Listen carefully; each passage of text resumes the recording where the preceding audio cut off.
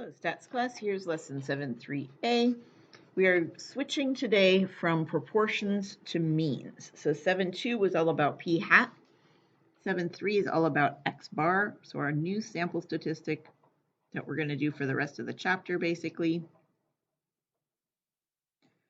is x bar, which is a sample mean. And we're going to use it to predict mu, which is the population mean. And as we talked about before, the reason p hat and x bar are so common is they're both naturally unbiased, and that's what we're going to talk about as part of today. So I'm going to do the same thing I did on the first day of sample proportions. I'm going to talk about the properties, or the shape, center, and spread of the sampling distribution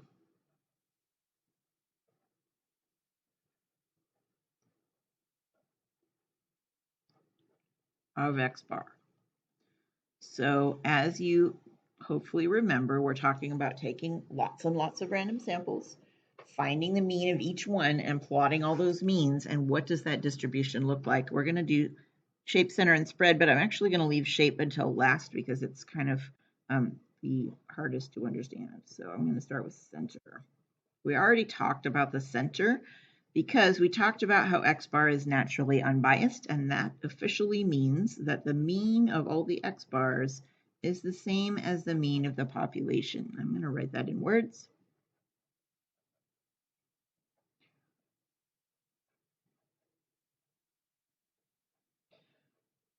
That means that x bar is an unbiased estimator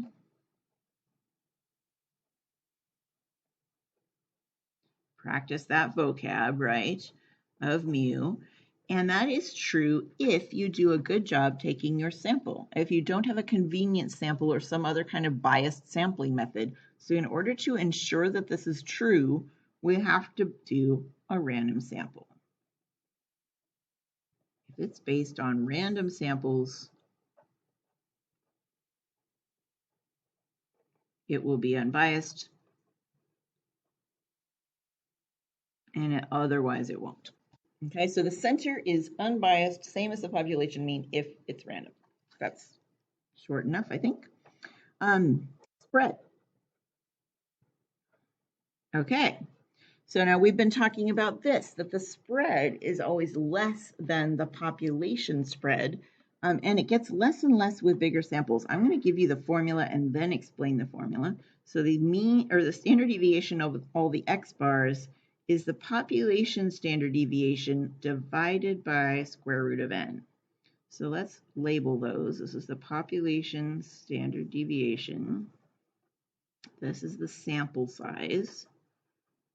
And that thing that we saw with proportions is happening again here. I'm going to put that off to the side. The fact that bigger samples give you better approximations of your mean or whatever your parameter is.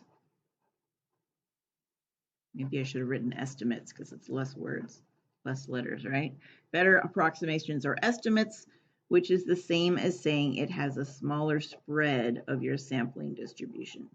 Now, I sometimes have people say, well, that means the samples have smaller spread, or that means the populations have smaller spread. It's not about the population or the sample, it's about the sampling distribution of the sampling distribution. The sampling distribution, I'm just going to abbreviate that, is this distribution of all the x bars. So we're imagining a plot full of x bars, and they are closer together if you have bigger samples. If you have smaller samples, then they're going to be further apart.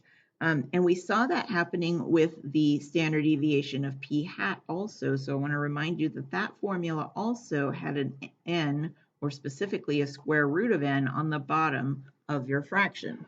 So it's basically dividing by the square root of the sample size. When you divide by a bigger number, you get a smaller result, and that's basically what's happening here. So these two formulas are very similar to each other. They both have a square root of n on the bottom, and that's how that happens with the bigger samples. This formula only works if the samples are independent. So we're going to keep coming back to these conditions that this formula works if it's random. This formula works if it's independent. This is going to be a theme for the next several chapters, so you're going to get really used to this. If the samples are independent, then this happens.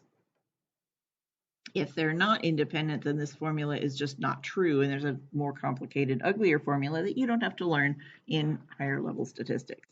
But so if they're independent, the way you check to see if they're independent is by thinking about that 10% rule that we've talked about before. That says that the sample size needs to be less than or equal to 10% of the population size. Let's label those to make sure.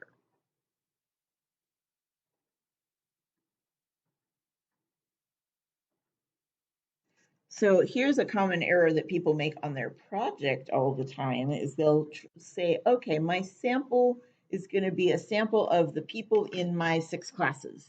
Okay, that's very nice. And you want to have your sample reasonably big, like at least 20 or 30, I'd say. So they say, okay, I'm going to take a random sample of 20 people out of my 6 classes. That's great, except that your 6 classes contain approximately 120 people, 120 to 150 people, and then you're not going to be less than 10%, or maybe barely less than 10%. So you have to be careful to have your population be so big. And the reason that's important is so that we can stop worrying about sampling with replacement and how that changes the probabilities. You want a huge population.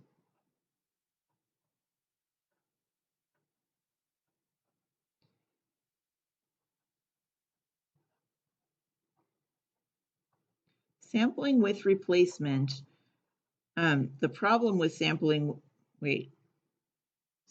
with replacement would cause it to be independent.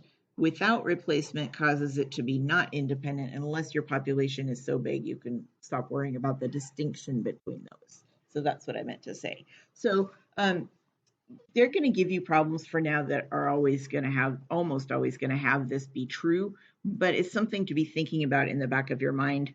And it's going to become a really big deal in chapter 8. So I'm just warning you that that's coming. Last but not least, the shape. The shape is an interesting thing because when we were doing p-hats, we had the binomial distribution to fall back on, and we knew that we could always calculate things with binomial if we needed to. You can't do that with means because means are not a binomial situation. We're not talking about successes and failures. Now we're talking about numbers and finding the average. Totally different.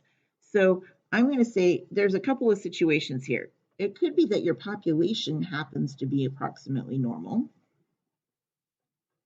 If the population is approximately normal, then the sampling distribution would also be approximately normal.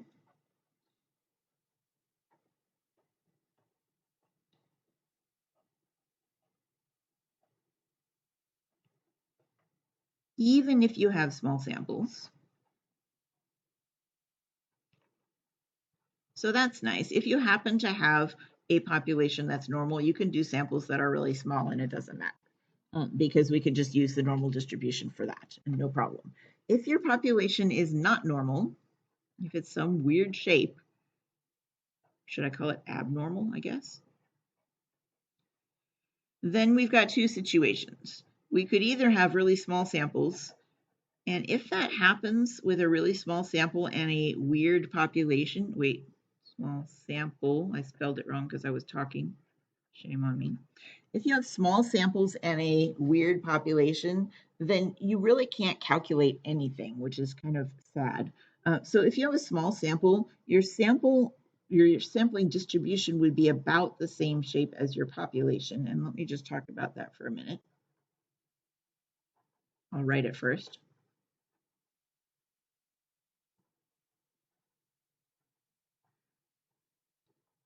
So if you have a skewed right, really strongly skewed right population, you take some samples out of it and plot it, and take some more samples and plot the mean, and take some more samples and plot the mean. If you do that many, many times and get a sampling distribution, you end up with a skewed right sampling distribution to match your skewed right population. Well, that's not normal, so we can't do that. If you have bimodal, it comes out even weirder, And I'm going to try and put that in a warm-up for you to see it happening. But regardless, if you have a not normal population and a small sample, you get about the same shape. If it's skewed, it's still skewed, and so forth.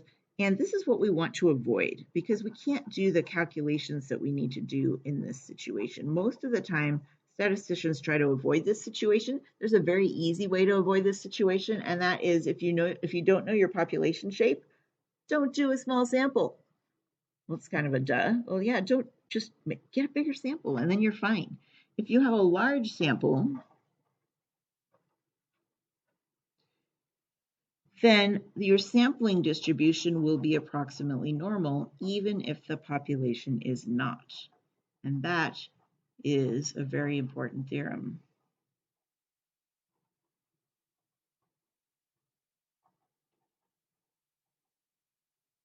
So as you gather bigger and bigger samples, the shape of the sampling distribution gets closer and closer to normal until it's close enough that we can call it approximately. And there's a new rule for how large this large sample has to be because we can't do n times p anymore, right?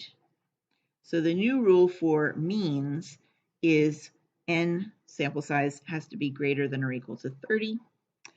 And that means that it would be close enough to normal that we just don't have to worry about it.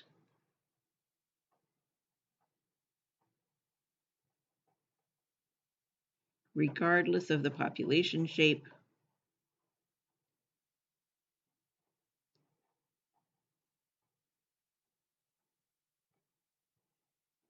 Okay, so this is a really important idea here, this piece right here, the fact that large samples, if they're large enough, are approximately normal, is called the central limit theorem, or CLT. And sometimes it's called the fundamental theorem of statistics. It's like one of the most important things this year. So we will spend more time talking about this and what we can do with that. But in practice, if you're gathering data for yourself, you want your samples to be at least 30 so that you can use this rule and say, oh, it must be approximately normal. And in 7.3b, we will work with what can we do with that? If we know it's approximately normal, how can we calculate the probabilities? That's coming in the next one.